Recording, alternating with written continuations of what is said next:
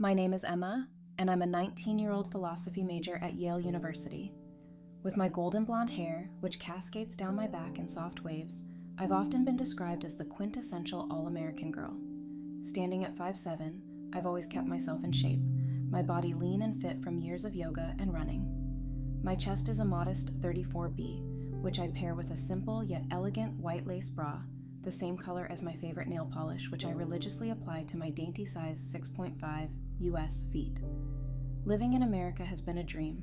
The vibrant culture, the academic challenges, and the freedom to express myself. Today, I'm wearing my usual home attire, a pair of light, airy shorts and a bright yellow t-shirt that clings to my frame, showing off the hours I've put into staying fit. I never wear socks at home. I detest them, much preferring the feel of cool wood under my bare feet, painted nails on full display. My academic life at Yale is both demanding and exhilarating.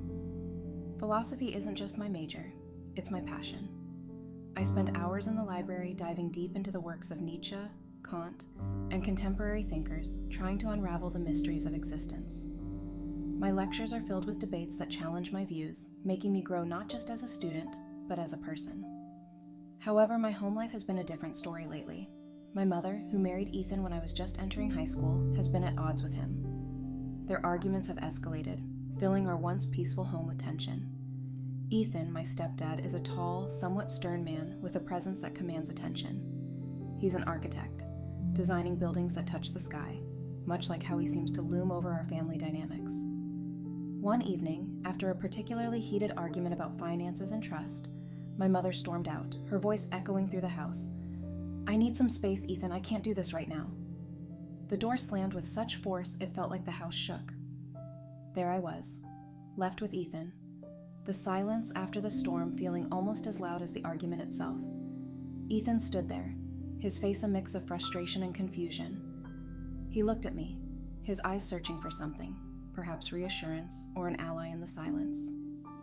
"Emma, I didn't mean for it to come to this," he said, his voice unusually soft.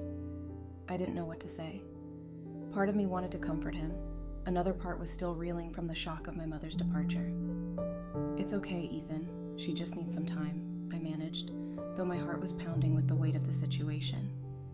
We sat in the living room, the air thick with unspoken words. Ethan finally broke the silence. "You know, I never wanted you to see us like this. I wanted to be a good stepdad to you." I nodded, my mind racing with thoughts about my studies, the upcoming midterm on ethical theories, and now this domestic upheaval. "I know, Ethan, it's just complicated," I replied, trying to keep my voice steady. As the night wore on, we talked more than we ever had, about life, about Yale, about philosophy even. It was strange, this newfound intimacy born from the void left by my mother's absence. But with each passing moment, I felt the boundaries of our relationship blurring, leading into territory neither of us had navigated before. The next day at Yale was filled with lectures on existentialism, but my mind was elsewhere, still processing the events of the previous night. When I got back home, Ethan was there, an unexpected invitation in his hand. "Emma," I was thinking, "maybe we should go out for dinner, just to clear the air. Have a normal evening," he suggested, his tone hopeful. I hesitated, the idea both strange and appealing. "Sure, why not? Let's get out of the house for a bit," I agreed, more out of a desire to escape the tension than anything else. We chose a high-end restaurant in the city, one known for its discreet ambiance and exquisite Italian cuisine. I dressed in a chic, form-fitting black dress that contrasted beautifully with my blonde hair, opting for elegant strappy heels that matched my white nail polish. Ethan looked sharp in a well-fitted suit, his usual stern demeanor softened by the evening's promise. At the restaurant, we talked about everything but the elephant in the room, my mother. Instead, we delved into discussions about philosophy, art, and architecture, finding common ground in our interests.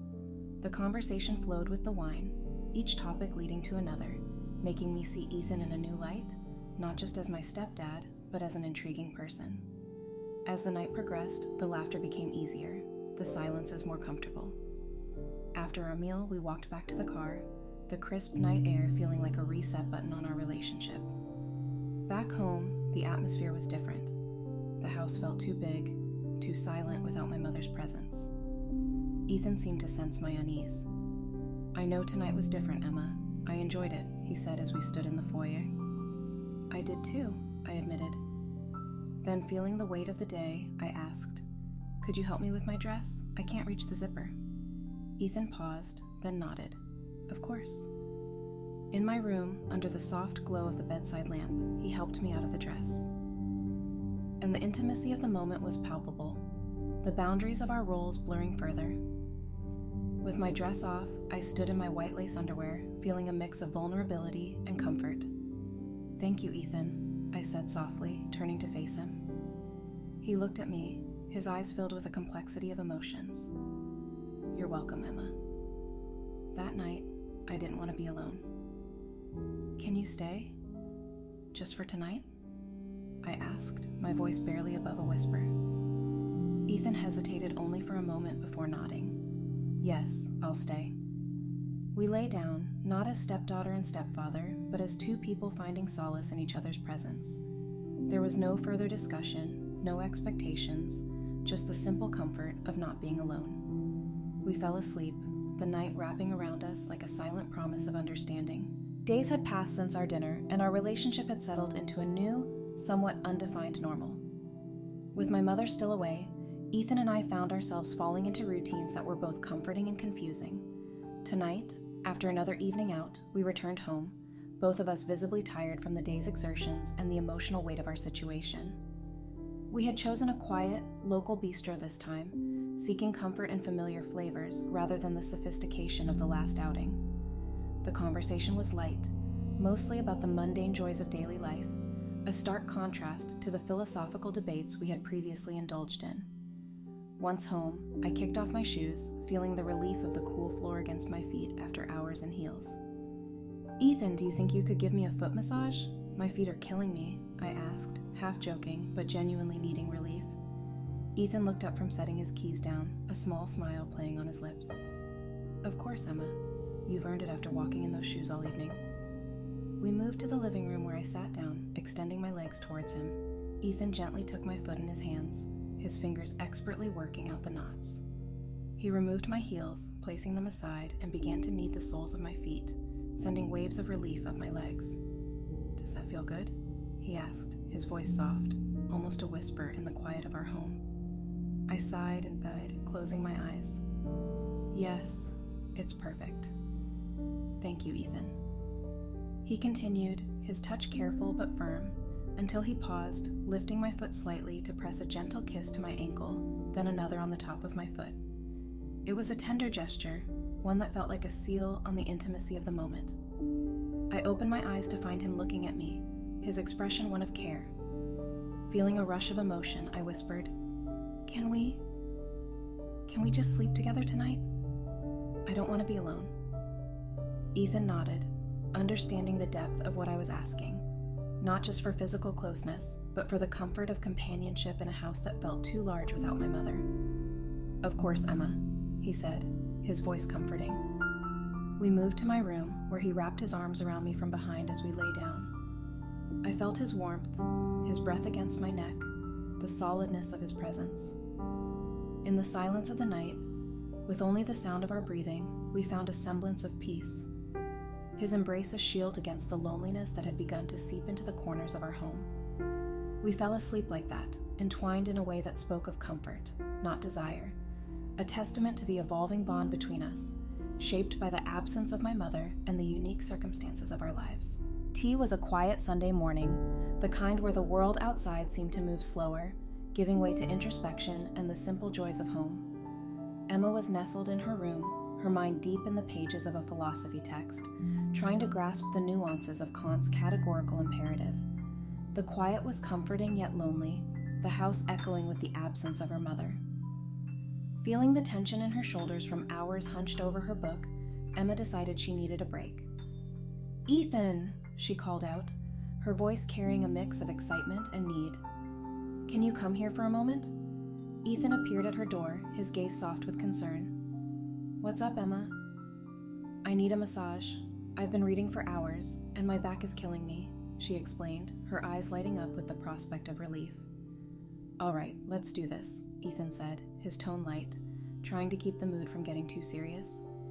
Emma, with a playful energy, quickly moved to her bed, stripping down to her underwear, her movements unselfconscious.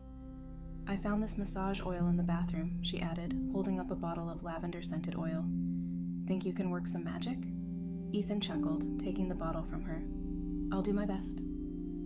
He joined her on the bed, his presence filling the space with a comforting warmth.